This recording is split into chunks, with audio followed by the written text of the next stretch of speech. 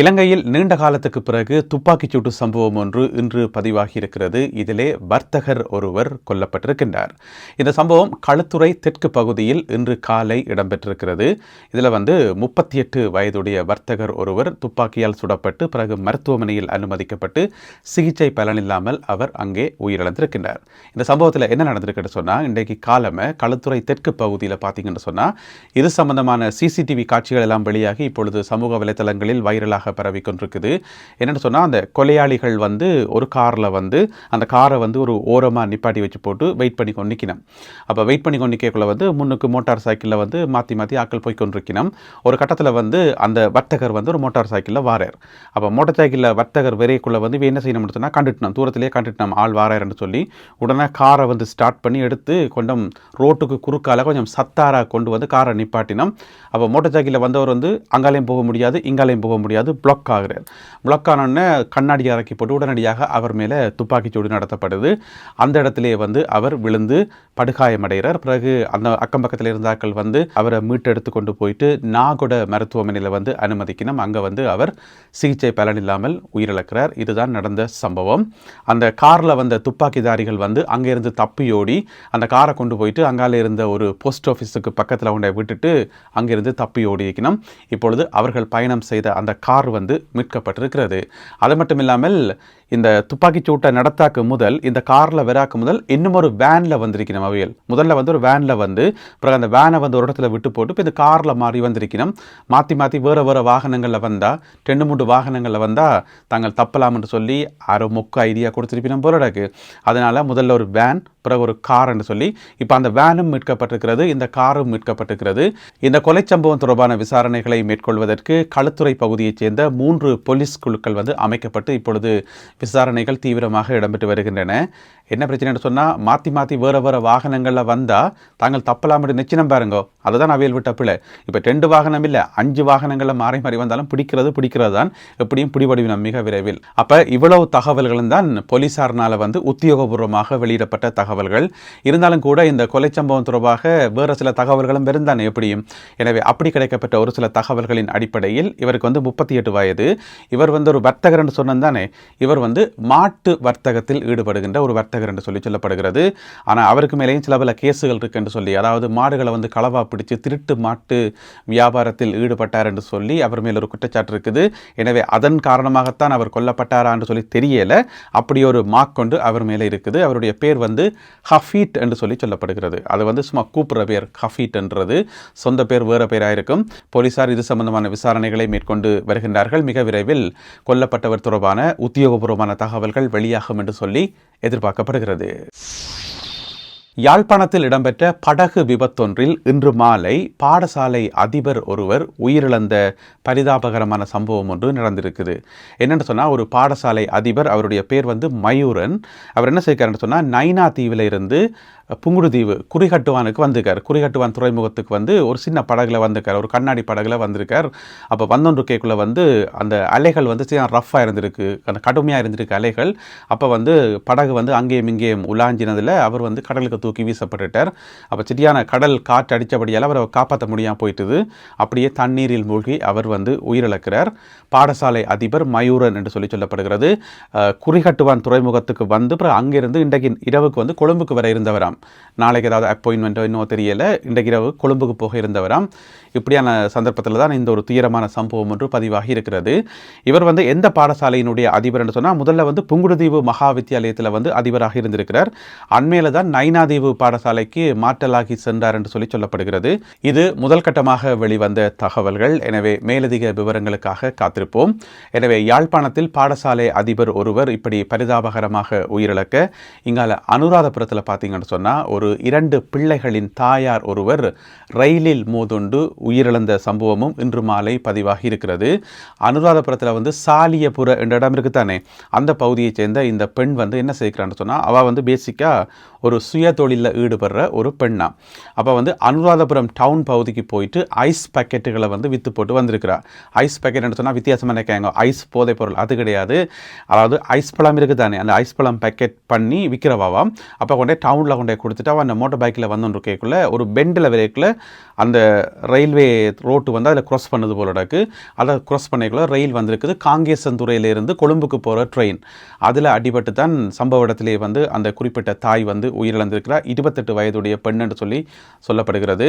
என்ன பிரச்சனை சொன்னால் அது வந்து ஒரு ஆபத்தான வளைவு என்று சொல்லியும் ட்ரெயின் வாரதே தெரியான்னு சொல்லியும் சொல்லப்படுது. அந்த ஊர் மக்கள் சொன்ன தகவல் ஒரு பெண்டில் இருக்கிறபடியால் ட்ரெயின் வந்து நல்லா கிட்ட வந்த அப்புறம் தான் தெரியுமாம் என்று சொல்லி சொல்லப்படுகிறது. அதோட அதில் வந்து கடமைக்கு யாருமே இல்லை என்று சொல்லி பொதுமக்கள் வந்து ஊடகங்கள் மத்தியில் சொல்லியிருக்கிறார்கள். எனவே உடனடியாக அதற்கு நடவடிக்கை எடுக்கணும் சம்பந்தப்பட்ட அதிகாரிகள் என்று சொல்லி பொதுமக்கள் வேண்டுகோள் விடுத்துள்ளார்கள். சர்வதேச நாணய நிதியம் IMF இலங்கைக்கு வந்து பெருந்தொகை பணத்தை கடனாக வழங்கியிருக்கிறது.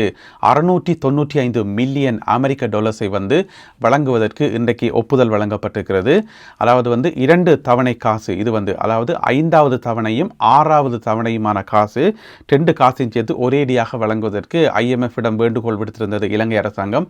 அது ஏற்றுக்கொள்ளப்பட்டு இன்றைக்கு வந்து காசு வழங்கப்பட்டிருக்கிறது. ஏற்கனவே 4 தவணைகளாக வழங்கப்பட்டிருந்தது, இப்போ மொத்தமாக 6 தவணைகளாக வழங்கப்பட்டிருக்கிறது. எனவே 695 மில்லியன் டாலர்ஸ் வந்து இப்போ நாட்டுக்குள்ளே வந்திருக்குது. அது வந்து பல்வேறு தேவைகளுக்கு வந்து பயன்படுத்தப்படும் என்று சொல்லி இதோட IMF வழங்கின மொத்த தொகை பார்த்தீங்கன்னு சொன்னால் 2.4 பில்லியன் அமெரிக்க டாலர்ஸ் என்று சொல்லி சொல்லப்படுகிறது. அப்போ இது சம்பந்தமாக IMF அதிகாரிகள் வந்து ஒரு ஊடக சந்திப்பு மாதிரி வைப்பினுந்தானே, அதில் வந்து சில விஷயங்கள் சொல்லிக்கணும். என்னென்னு சொன்னால் இலங்கை அரசாங்கத்தினுடைய செயல்பாடுகளை வந்து பாராட்டியிருக்கணும். நல்லா தான் போகுது, எந்த விதமான பிரச்சனையுமே இல்லை.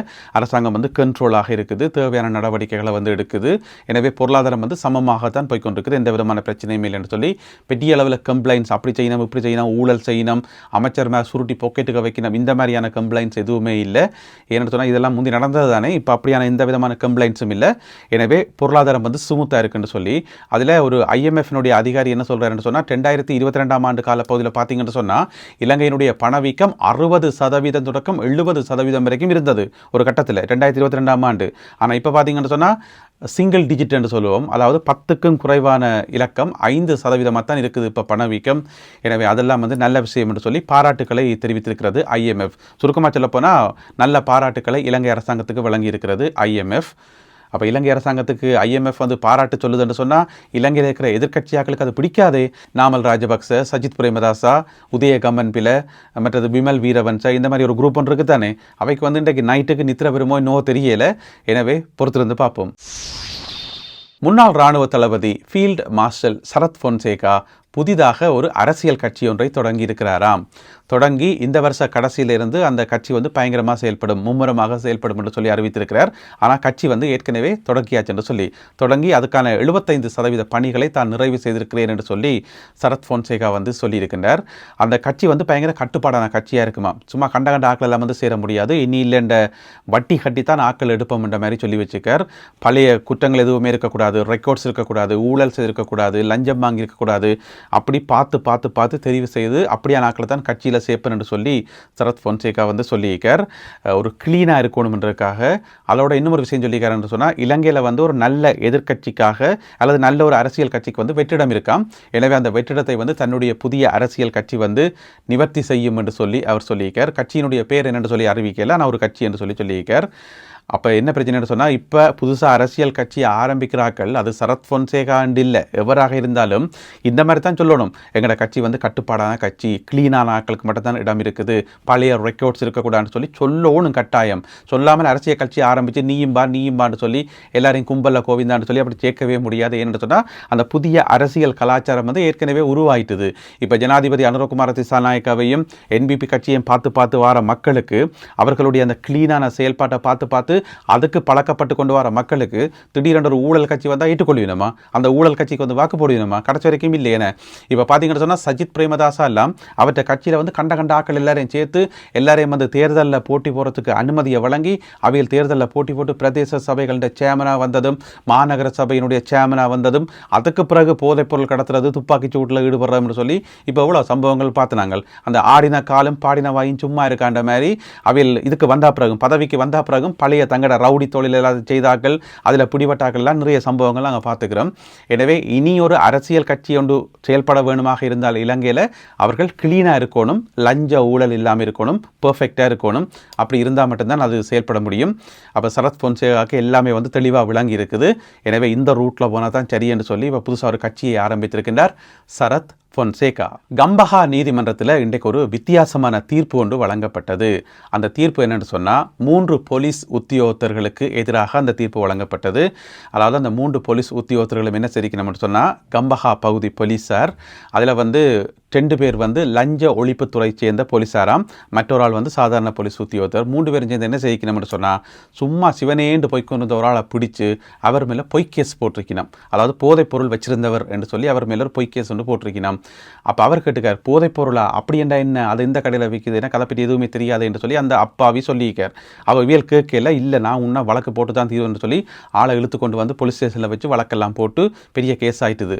அதுக்கப்புறம் அவர் விடவே இல்லை, நான் போதைப் பொருள் கடத்தவும் இல்லையப்பா, எனக்கு போதைப் பொருளை கண்ணாலையும் காணையில்னு சொல்லி அந்த மனுஷன் வந்து நீதிமன்றத்தில் வழக்கு போட்டு அதுக்கு பிறகு தொடர்ந்து ஃபுல்லாக எல்லாம் விசாரித்து பார்த்தா உண்மையிலேயே அந்த ஒரு அப்பாவியாம், அந்த போதைப் பொருளும் இல்லை ஒன்றும் இல்லை, இவையில் வந்து சும்மா பிடிச்சிருக்கணும். அப்போ அந்த 3 போலீஸார் மேலே நடத்தப்பட்ட அந்த விசாரணைகளில் வந்து ஒரு முக்கியமான விஷயம் ஒன்று தெரிய வந்திருக்கு. என்னென்னு சொன்னால், மேல் அதிகாரிகள் சொன்னவையாம், அந்த போலீஸ் உத்தியோகத்தர்களுடைய மேல் அதிகாரிகள் சொல்லியிருக்கணும், இங்கே பாருங்கள், நீங்கள் போன மாதம் அரெஸ்ட் பண்ணதை விட இந்த மாதம் கூட அரெஸ்ட் பண்ணணும், அந்த ரெக்கார்ட் வைக்கணும், நாங்கள் வந்து போலீஸ் வந்து சிறப்பாக செயல்படுதுன்றதை நாங்கள் மக்களுக்கு காட்டணும். அப்போ நீங்கள் எந்த அளவுக்கு ஆக்களை அரெஸ்ட் பண்ணுறீங்களோ அந்த அளவுக்கு மக்களுக்கு நம்பிக்கை வரும் என்று சொல்லி மேலதிகாரிகள் கஷ்வலாக சொல்லியிருக்கணும். அதாவது கள்ளர்களை பிடிங்க, திருடர்களை பிடிங்கன்னு சொல்லி இவையே பார்த்துக்கணும். அந்த நம்பரை காட்டுறதுக்காக, போன மாதத்தை விட நான் இந்த மாதம் கன பேரை அரெஸ்ட் பண்ணினான்னு சொல்லி ஒரு நம்பரை காட்டுறதுக்காக சும்மா போன அப்பாவியை பிடிச்சி கைது செய்திருக்கணும். அது வந்து பிழைச்சி போச்சு.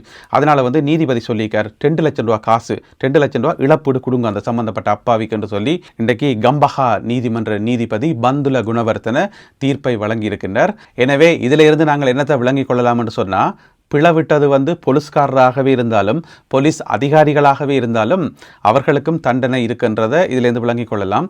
எல்லாம் ஓகே தான், எல்லாம் சரியாகத்தான் இருக்குது. ஆனால் அந்த பிக்குமாரை மட்டுமே பிணையில விடுறீங்கள், அதுதான் விளங்காமல் இருக்குது.